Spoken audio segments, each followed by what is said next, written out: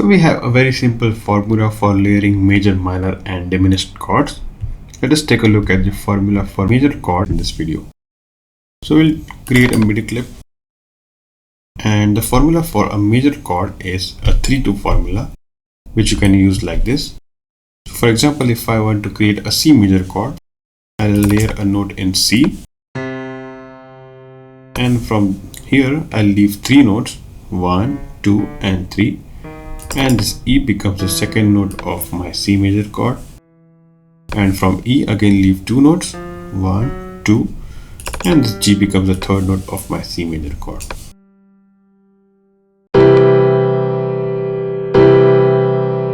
So the notes of a C major chord are C, E and G, and once you have this information, you can layer however you want. So for example, you can even have C in the lower octave, you can have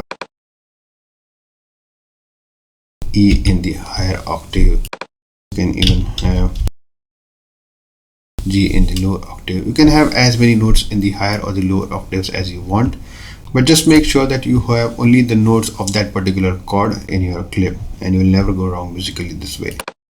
We can even play around with the pattern. Maybe I can have something like this as well.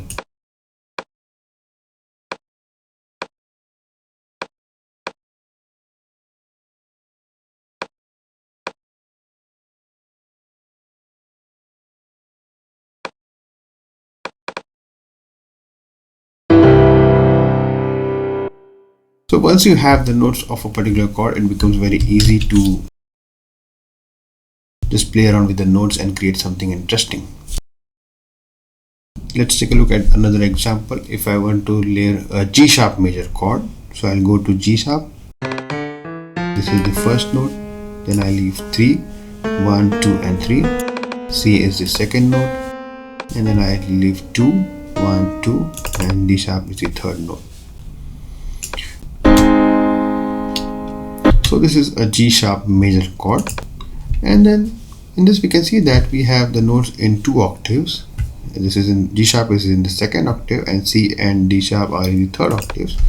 So if you want, you can just transfer this to a higher octave, maybe something like this, and this is also a G sharp major chord playing because we have the notes of a G sharp major chord.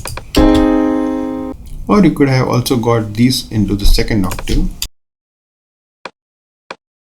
This is also a G sharp major chord running. So it is very important to get the notes of a particular chord right, and then you can just play around with the notes in the higher or the lower octaves however you want. Now let's take one more example of an E sharp major chord. So we can first find E sharp.